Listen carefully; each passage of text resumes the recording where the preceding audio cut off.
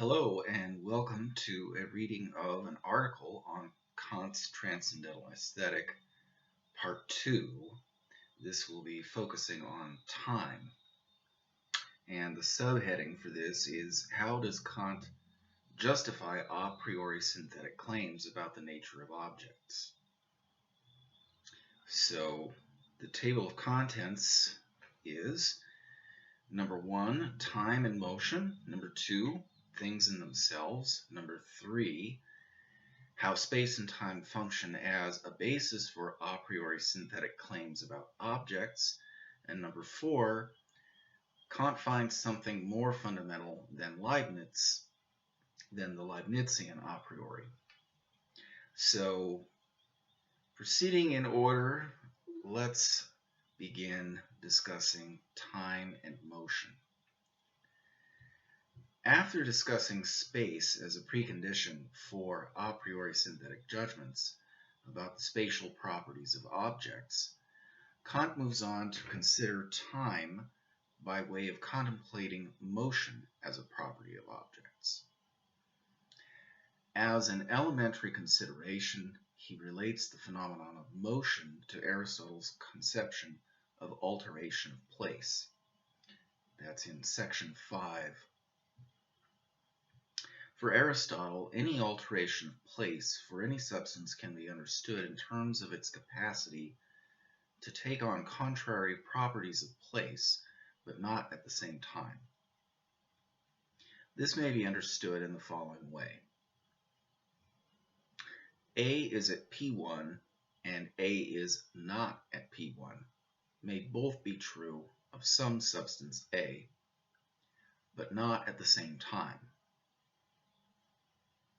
Some alteration of time must be presupposed if both statements are to be held true. This reasoning leads Kant from the notion of alteration to that of succession in time. Thus, from motion, we arrive at the further concept of time. The following inference from the critique may serve as a guideline.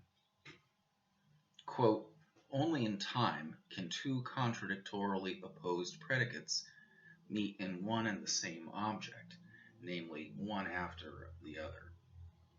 Thus, our concept of time explains the possibility of that body of a priori synthetic knowledge which is exhibited in the general doctrine of motion and which is by no means unfruitful. Unquote. That's from B48 through B49. What should be noticed in the text is that time is what allows for the possibility of a priori synthetic knowledge about moving objects. This serves Kant's overall strategy to account for the two most fundamental forms within which we experience objects in the world, space and time. His basic thesis is that these two forms of our sensible intuition underlie the way in which we experience the world in an a priori sense.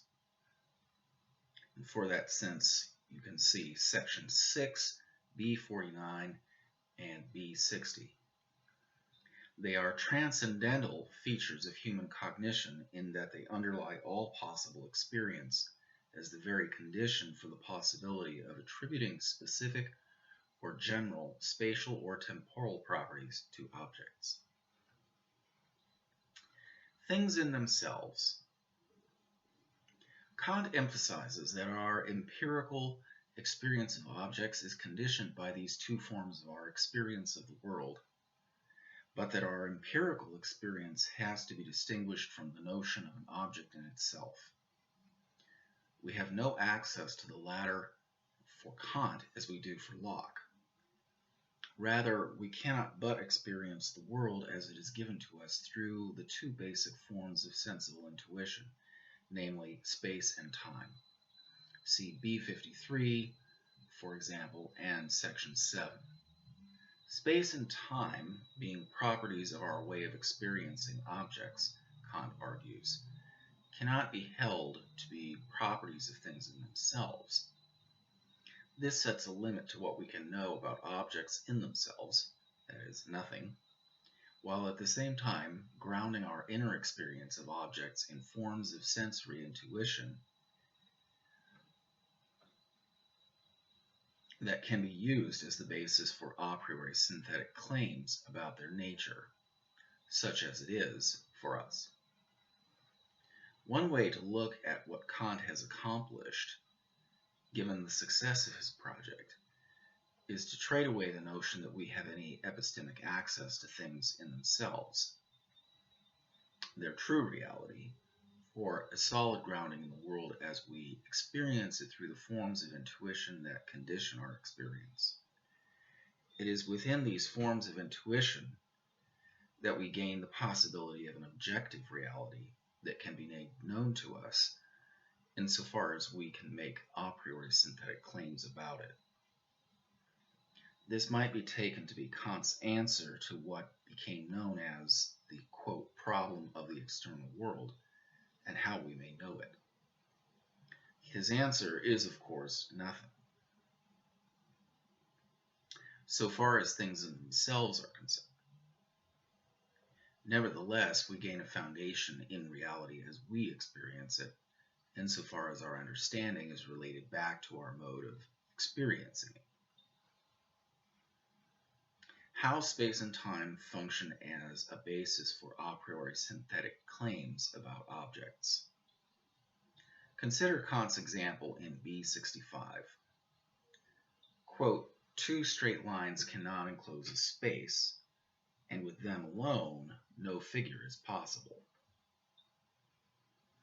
Given Kant's argument, it might be said that we are bound to confirm the reality of this proposition because of the way we are bound to experience the objects of our sensation.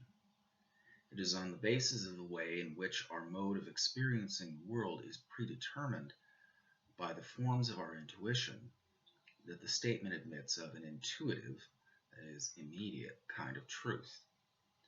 All our experience, in other words, is bound to confirm it. Kant's way of putting this is at the beginning of the Transcendental Aesthetic is to say that objects are given to us by sensation, which in turn yields immediate intuitions about them. Quote, in whatever manner and by whatever means a mode of knowledge may relate to its objects, intuition is that through which it is in immediate relation to them, and to which all thought as a means is directed. The capacity, receptivity, for receiving representations through the mode in which we are affected by objects is entitled sensibility, and it alone yields us intuitions. They are thought through the understanding, and from the understanding arise concepts. But all thought must directly or indirectly, by way of certain characters, relate ultimately to intuitions, and therefore with us to sensibility, because in no other way can an object be given to us. That's from B33. Although we might end up with concepts, the concepts we develop must, if they are to be true, relate back to our immediate intuitions about the way the objects of our sensation appear to us in the world. It might be said that because we must necessarily experience in a certain way, we may gain a basis for justifying necessary and universal, hence a priori, claims about objects in our experience. Last section. Kant finds something more fundamental than the Leibnizian a priori. In another way, Kant attempts to supersede his predecessors, Leibniz and Wolff, by grounding his theory of cognition upon something more fundamental than the a priori in their sense, the logical a priori. What Kant discovers is something prior to the logical forms of our cognition, in the forms of sensibility, that brings us back to sensation as a basis for a priori reasoning, now grounded in our very intuition of how things must be, must appear to us sensibly.